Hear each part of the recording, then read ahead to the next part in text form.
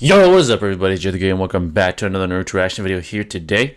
And today we're looking at another character analysis, power scaling wise, with a great Swagkage. And as you can tell by the title, this is How Strong is 6 Pass Obito? Alright, so a while ago we did How Strong is Obito, but obviously things are going to completely change with this one. This is 6 Pass Obito, aka Jubito, who, as we all know, was superior to all the 4 Kage, Naruto, and Sasuke, the current versions at that point in time, and was dominating all of them in the encounter that they had in the war arc. So I'm very intrigued to see how Swag kind of power scales this specific version of Obito. I'm sure he's going to show him the proper respect that he deserves. He was absurdly powerful at the time, the most powerful being at the time we've ever seen, most likely. And like I said, this is going to be an interesting video, so let's see what Swag has to say. But before we begin, I really appreciate it. Hit that like button, turn on notifications, stay there yours truly. And if you're new and you enjoy and you mess with the kid, man, make sure to hit that sub button, because once you become part of the family forever. Let's not waste any more time, screen. Let's see what Swag has to say today. How's it going, everybody? Swagkage here, and welcome to today's video, which, as you know, if you're a regular viewer of mine, is a follow-up to my last video. If you're new to the channel and you haven't seen the last video, then I'd recommend you go watch it first, but you don't have to by any means, since this is kind of a different topic entirely. Anyway, so in my last video, I talked about all of the various versions of Obito that we see over the course of the series, but I wasn't able to discuss Jubito due to time restraints. The video was already over 22 minutes long by the time I got to the end of production, and I was also running behind on uploading it. So rather than rush the Jubito section to get the video out more quickly, I asked everybody if they'd like to see a separate video about Jubito, and I got an overwhelming amount of support for the idea in the comments. So here we are. Today we're going to be taking a look at Sage of 6 Paths Obito, or as he's also commonly known, Jubito. So I think this kind of goes without saying, but Jubito is way more powerful than any previous version of Obito is. Absolutely. It's a complete and total night and day difference. Now that's saying a lot, because Obito was already one of the strongest ninja of all time at the start of the 4th Shinobi World War, so you'd assume that stuffing the Jubi inside of him and giving him access to all of this crazy 6 paths nonsense would make him basically unstoppable, and you'd be 100% correct in doing so. After he becomes the Jubi Jinchuriki, there isn't a single person left on planet Earth, with the arguable exception of Might Guy, who stands a chance of surviving a serious fight with Obito. Now, some of you may be thinking to yourselves, understandably, that I'm giving Obito too much credit here, so hold that thought. We'll get back to it in just a second, but first there's something I'd like to go over. While I won't be segmenting the video into separate sections like I did with the last video, there are 2 forms of Jubito that we need to talk about. The first one we see is one I'll be referring to as unstable Jubito, and in the brief period that he's in this state, Obito is substantially weaker than he is when he gains full control over the Ten Tails power. It's something that I'll discuss in more detail later on in the video, but just keep it in mind until then. Anyway, going back to what I was saying about Obito being stronger than anybody who could have potentially challenged him, I don't think too many people would disagree with me if I were to say that at the time of Jubito's first appearance, aside from Obito, the 2 strongest people on the battlefield were Madara and Hashirama. So bearing that in mind, let's take a look at chapter 638 of the manga, which isn't where Jubito made his first appearance, but it is the first time we actually get to see him do anything. So after Obito becomes the Ten Tails Jinchuriki and transforms into his weird white-skinned scaly form, Hashirama takes one look at him and he's like, okay, yeah, no, you can't let this happen, and he busts out the Gracious Deity Gates and starts stacking them on top of Obito. For those of you who don't remember, the Gracious Deity Gates were these gigantic wooden gates that Hashirama used to keep the 10 tails stuck in place. Just 1 gate per tail was enough to restrict the Jubi's movements, but obviously Obito isn't quite as big as the 10 tails is, so Hashirama had to take a different approach here. Instead of being forced to evenly distribute multiple gates across a large area, Hashirama's just able to stack like 10 to 15 gates right on top of Obito's back, and like 2 seconds later, all the gates explode. Obito disintegrates them without even moving. Right after this, he creates these big chakra arms, similar to the ones that Naruto uses when in QB chakra mode, and uses them to grab a hold of the gigantic 4 Crimson Rays formation barrier created by the Hokage. And yes, I mean he actually physically grabs onto the barrier itself, and then squeezes it on all 4 sides so tightly that the whole thing just goes and falls apart. And Obito causes this to happen like it's the easiest thing he's ever done. Yeah, very impressive. If that's not enough to convince you that he's stronger than Hashirama, shortly after this happens, Hashirama looks at Obito and flat out says, yep, he's stronger than I am. Before anybody says, Exactly. well, Hashirama could have just been being modest, man, you never know, Hiruzen immediately agrees with him, and Tobirama agrees with both of them. Even Madara starts to get a little bit shaken up after seeing how powerful Obito has become. And if that's still not enough evidence for you, immediately after all of this is said, Obito blitzes Hashirama and Tobirama before they even have enough time to figure out what just happened. Even Minato, who was standing right there when it happened, was unable to do anything and actually compliments Obito's speed. So in just one chapter, we get pretty concrete evidence that Obito is stronger than the two most powerful people in the area, and that a team of all of the first four Hokage have no idea how to deal with him. We also learn that he isn't in the most stable state of mind, since he doesn't even recognize his own name when Minato says it to him. This may not have any direct effect on his power, but it should hypothetically mean that he's not able to use his chakra as efficiently as he would be able to if he was in a stable state of mind, which could potentially make his attacks less powerful and threatening, since the chakra used to fuel them is less focused and refined. That might sound a lot like headcanon, but what I'm basically trying to say is if Obito's too brain dead to properly understand how to use his chakra, that should affect the quality of his ninjutsu and any taijutsu that he uses chakra to amplify. Some of the other things he accomplishes before stabilizing the Jubi's chakra include surviving Tobirama's tandem explosive tags without a scratch, charging through Hiruzen's field of shuriken shadow clones and blowing up half his body before he can react, casually tossing Gamakichi through the air, blitzing and nearly killing Sasuke and Kyuubi chakra mode Naruto, and finally nuking the battlefield without actually meaning to. This is all pretty crazy stuff, as I'm sure most of you will agree, and he accomplishes all of it, like I said earlier, with very little control over his chakra. Eventually, of course, Obito manages to force the Jubi to calm down. We get this weird scene where we see his body being torn apart inside of his head, and he slowly pieces himself back together, and in the process shows everybody that he has the mental fortitude necessary to fight off the maddening influence of the Jubi, which I think is a pretty impressive accomplishment in its own right. Anyway, Sage of Six Paths Obito, or Stabilized Jubito I guess, makes his first appearance on page 14 of chapter 640, and he appears to be a lot more powerful than the previous form of Jubito was. Alright, so I'd like just to say this as far as unstable Jubito is concerned. I think this version of him illuminates the fact that intelligence and awareness is important in power scaling a character within a Naruto verse. Now take Kaguya for example, right? She was vastly superior to Jubidara, which was Madara with the 10 tails inside of him. But her awareness and intelligence was lacking, which is the reason why that Naruto and Sasuke were able to defeat her. Because to me it seemed implied that she was vastly superior to Naruto and Sasuke and everyone else that was in that encounter, Kakashi and Sakura. Right, which again, going back to this Sakura feat thing, is the reason why she was able to hit Kaguya off guard. Like I said, her intelligence, her awareness is very low. Right, she did have Black Zetsu kind of aiding her as far as giving her advice on what to do, which again illuminates the fact that she's not very intelligent and not very aware of what is taking place around her.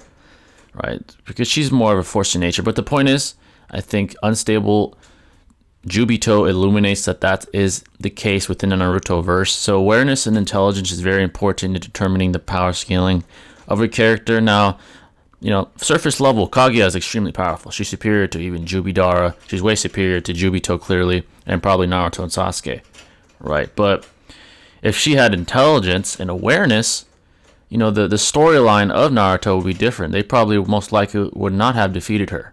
Right, she probably would have defeated them because she was just so vastly superior to them. The advantage in awareness and intelligence was clearly on Naruto and Sasuke's side in that case. I just wanted to bring that up because a lot of people argued the Sakura feat, right? And they try to give her like all the credit in the world when saying, yeah, she was able to damage Kaguya Otsutsuki.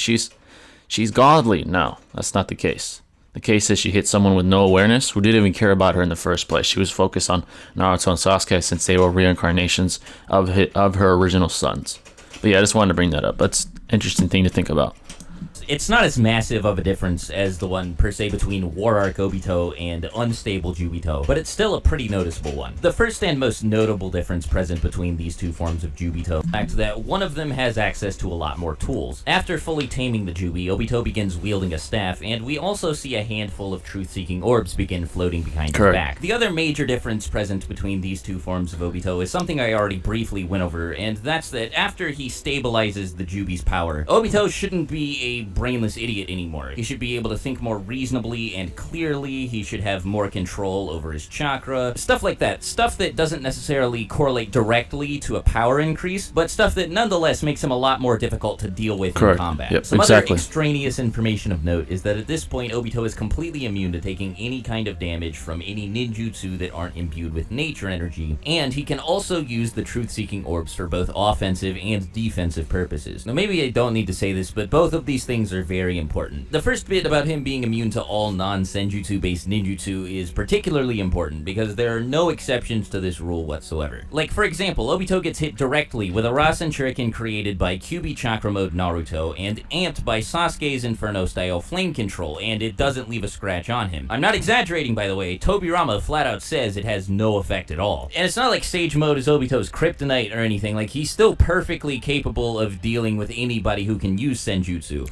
For example, when Naruto learned how to stack Sage Mode on top of QB Chakra Mode, he and Minato both enter their gigantic Ninetales avatar states, and they make this humongous combination Rasengan and try to slam it right into Obito's face. And you'd think that this sort of thing would be at least a little bit effective, but it doesn't do anything. Obito just creates a barrier with his truth-seeking orbs, and the barrier is so strong that it sends Naruto and Minato both flying all the way across the entire length of his 6 Crimson Ray formation barrier. That's also something that I should mention, by the way. Earlier in the video, I brought up how unstable Jubito was able to disperse the 4 Crimson Ray formation barrier created by the Hokage. But just to further prove how much more powerful he is than everybody around him, Obito creates an even stronger version of the same barrier called the 6 Crimson Rays formation, which is even bigger, and of course, as the name implies, is shaped like a hexagon instead of a square. But yeah, as I was saying, even after Naruto enters Sage Mode, on top of already being in QB Chakra Mode, and injects a bunch of nature energy into this obnoxiously large Rasengan, it doesn't do anything to Obito, and actually almost ends up backfiring. Like, the 6 Crimson Rays formation is gigantic. It's big enough to hold all that remains of the allied shinobi forces, and they're sent sliding from one end of the barrier to the other. Also, mentioning the barrier size reminds me that when Obito first created it, he did so with the intent of wiping out all that remained of the allied shinobi forces, and everyone was pretty sure that that was exactly what was going to happen. Even the Hokage were fairly certain that there wasn't anything they were going to be able to do to stop him, and that's because it was checkmate at that point. 4 ten-tailed Biju bombs inside the barrier at the same time. The only reason everybody was able to survive the explosion created by these 4 Biju Dama is because they didn't get hit by it in the first place. Minato and Naruto worked together to teleport everybody outside of the barrier, but had they not done that, everybody likely would have been killed, all by just a single attack from Obito. So not only is he borderline invincible, but he's also able to wipe out enormous groups of people all at the same time, and with the greatest of ease too, since he only has to use one attack to do it. If that wasn't enough overkill, Jubito is also really fast. Shortly after Obito enters his 6-path state, QB Chakra Mode Minato tries to blitz him, and it doesn't work. Obito reacts pretty casually to it. He blocks Minato's attack, cuts off one of his arms, and manages to attach an explosive truth-seeking orb to his body before he can teleport away. Now, this next example... Yeah, that's very impressive, by the way. I think it's really funny, so I wanted to mention it anyway. So, while everybody's looking for an opening in order to potentially damage Obito, Sasuke kind of runs forward and tries to hit him with an Amaterasu. And Obito blocks it before the flames even manifest in the first place. Like, in the manga, we see the camera focus on Sasuke's Sharingan in one panel, and then in the next panel, it instantly shifts to a shot of Obito blocking the Amaterasu. We don't see it being created, we don't see it moving towards Obito or anything. So it's implied that the flames just kind of spawn there right in front of him, and Obito's able to block them anyway. The anime makes what happens a bit clearer than the manga does. In it, we see Obito start spinning his staff as Sasuke prepares to perform the Amaterasu, and then he just holds it out in front of him in order to block it. It's explained in both versions that one of the main reasons he's able to do this is that he can see the chakra that's going to be used to perform the Amaterasu being gathered in Sasuke's eye, which allows him to anticipate the attack before it actually happens. This makes his instantaneous reaction to it seem a bit less ridiculous, but I still think it's pretty insane. Again, not as crazy as him making Biju Minato look like a slowpoke, but still something worth mentioning to be sure. Later on, near the tail end of the fight, Naruto and Sasuke agree that it's probably best if they try to find some way to use Senjutsu against Obito since it is his only weakness. Sasuke ends up using a full-body Susanoo powered up by Jugo's nature energy-based Kekkei Genkai, and Naruto uses the same Sage Mode enhanced QB avatar that I mentioned earlier in the video. Even still, they don't cause much trouble for Obito at all. He's able to easily overpower both of them on multiple occasions. The first thing they try is firing both a Senjutsu enhanced Biju Dama and a Senjutsu enhanced Susanoo arrow at Obito Obito at the same time, and it doesn't work. He blocks the combo attack with one of his truth-seeking orb barriers, and even though it sustains a little bit of damage, Obito himself remains completely unharmed. Now, I'd like to remind everybody that one of Naruto's Biju bombs was able to cancel out 5 other Biju bombs being shot at him at the same time, and that was without the extra power provided by Sage Mode. I'd also like to remind everybody that Sage Mode makes Naruto a lot stronger. Correct. Just to prove my point, imagine base Naruto fighting against the 6 Paths of Pain or the reanimated 3rd Raikage, and you'll get what I'm saying. So for Obito to have blocked and sustained no damage from a substantially more powerful version of the same attack and another attack of similar power, while both were being fueled by the only energy source that he was weak to at the time, I mean, that's pretty absurd. I think everybody can agree on that, right? After this doesn't work, they try to engage him in big air quotes, close quarters combat, but Obito's able to avoid every attack they throw at him, and the one time they do seem to corner him, he just blocks their attacks with his truth-seeking orb shield. Obito immediately responds to their attempt to attack him by grabbing both of them while they're still in their Kurama avatar and Susanoo states respectively, with gigantic black chakra arms even bigger than the ones he used to pop the Hokage's 4 Crimson Rays formation. Naruto and Sasuke are only able to actually start holding their own against Obito by combining the Kyuubi avatar with Sasuke's Susanoo, while both are still being powered up by different kinds of senjutsu. Even then, that's not enough.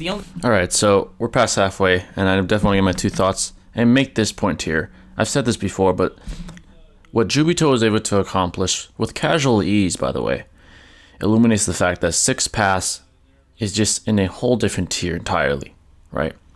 He's probably the first 6 Path tier character that we get to witness on the screen and or panel, and he's just leagues above the competition. The 4 Kage, Naruto and Sasuke, who are considerably more powerful now, couldn't mess with the guy. Alright, they had some success with, the senjutsu, with the Sage Mode jutsus, right? But even so, he was leagues above all of them. And even with all their combined efforts, he was casually defending and attacking. It was not a problem for him. He was never in a place of distress. Just like I said, illuminates that 6 Paths is in a whole different league entirely. I kind of compare it to Dragon Ball with God Ki, right? Once you have God Ki, you're in a whole different scale. When Goku got God Ki, Frieza was fodder to him, and so was when Vegeta got God Ki. Same thing for him, right? Just this illuminates different leagues of power scaling wise, and it's clear that Kishimoto wanted to illuminate that aspect of power scaling within the Naruto verse by showing how powerful Obito really was in comparison to the competition, right? In comparison, there was no comparison. Essentially, he was vastly and blatantly superior to everyone around him. And in fact, the only way to defeat him was having the writers kind of establish the plot for a way out for Naruto and Sasuke, which Naruto used Talk no Jutsu to defeat him, right? The writers were probably thinking, this guy is so vastly powerful that the only way this can make sense is with Talk no Jutsu. That's essentially what took place, right? And with all of these extremely vastly superior villains, there's always a way out that the writers try to establish because they're so powerful that there is no other way, right? For some of these characters like Obito, Madara, right? Kaguya. It just shows that, and I think that's an important thing to keep in mind when comparing a 6 Path character, a 6 Path tier character, to any other character that's non-6 Paths. That's why the Hashirama versus Obito debate isn't much of a debate to me. I know some people say that, hey, maybe he was stronger in his prime, and maybe his prime was not even when he fought Madara, but maybe afterwards when he kept training. That's a possibility, but I don't think he was ever on the level of Obito. That would be hard to debate, right? And Hashirama was the god of shinobi. He was probably the strongest non-6 Path character we've ever seen, right? With possibly only KCM2 Seijun Naruto competing with him. Obito is just clearly superior to all those characters, even when they're using their combined efforts. So yeah, I just wanted to touch up on that, but I think that makes sense. Let's continue though. The only reason they actually beat Obito is, as it's stated in the manga, because his resolve is briefly weakened, giving them a short opportunity to overpower him for just long enough to extract the Jubi from his body. So in other words, Obito actually loses to Talk no Jutsu. Naruto ends up beating him because he makes him feel bad about being a bad guy. Since the Sword of Nunoboko is stated to be powered by the strength of Obito's will, it's very likely that had this not happened, he would have killed Naruto and Sasuke and then gone on to massacre all that remained of the allied shinobi forces, so the loss that he sustained here wasn't really a fair one. Of course, there are plenty of characters who would be able to legitimately beat this form of Obito, like end-of-series Naruto and Sasuke, Kaguya, Sage of Six Paths Madara, Hagoromo, and arguably Guy after opening the 8th gate. Aside from them and anyone else in or above the same tier of power, though, there isn't anyone who'd be able to survive for very long in a one-on-one fight against Jubito. He's just too strong. He can fly, he's basically invincible, he's faster than practically everyone, aside from the people that I said were stronger than him, of course. He can nullify all ninjutsu, he has the Rinnegan, and by extension, all of the abilities that it gives a person access to. He can summon the Divine Tree, and that's something that I didn't even mention. He can wrap the Divine Tree's branches around people's bodies and start draining their chakra. I don't know if the chakra enters his own personal chakra supply, or if it's just fed into the tree, but regardless, plenty of people died after being subjected to this for long enough, so I don't think it really matters. On top of all of this, he doesn't seem to have any real exploitable weaknesses. I mean, the only drawback that came from Obito becoming the Jinchuriki of the Ten Tails was him losing the ability to use Kamui. And that's another thing, by the way. He was so strong that Kishimoto had to nerf him, because you and I both know that if Obito could do all of this other crazy nonsense, and he could phase through people's attacks, there's just no way he would have lost to anybody. So all in all, he's really strong, one of the strongest Naruto characters ever. I know a lot of people are going to be like, oh man, you're just wanking him, but I feel like in this case, it's pretty justified. Anyhow, there's thanks no as always for watching the video all the way to the end. Swag, I as really always. Appreciate it. If you have an idea for a video topic you'd like me to cover in the future, leave it in the comments below, or send it to me on Twitter, or however you feel like contacting me. Make sure you have a great rest of the day, and until my next video, I'll talk to you later. Swagkage out. Bye. Alright, peace, Swag. Alright, there you guys have it. That was a great video by Swag. I think that was a very well done power scaling analysis of this version of Obito. Now, Obito is what I like to call the catalyst to his Six Paths realm, right? Because he was the first character, like I said, that had Six Paths abilities, right? Being the Ten-Tailed Jinchuriki and establishing his dominance over the competition, essentially. So, Jubito is definitely a character that, honestly, I believe is underrated within the Naruto fandom. I see him, I see Hashirama versus Jubito debates, Naruto and Sasuke versus Jubito debates, Madara versus Jubito, pre Ten-Tails, of course. This just illuminates the fact, like I said, that he is underrated within the Naruto fandom, and I think he gets an unfair treatment. He's actually extremely powerful, right? I don't think any character one-on-one that doesn't have Six Paths abilities could take him on. In an infinite set of endless scenarios, he would win in the vast majority of those against all those characters that people like to debate against him, right? So it's clearly implied by Kishimoto. He's literally dominating an entire shinobi force, including Swagkage and Naruto and Sasuke. It just clearly illuminates that.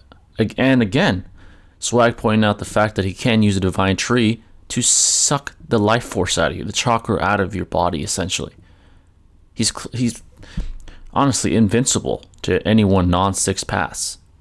They had to write Naruto and Sasuke's way out of it because they're just not strong enough to defeat him. They're not, right? Obviously, once they get Six Paths abilities, they're superior to him, right? They're on a whole different tier at that point, which is, again, the reason they got those power-ups in the first place.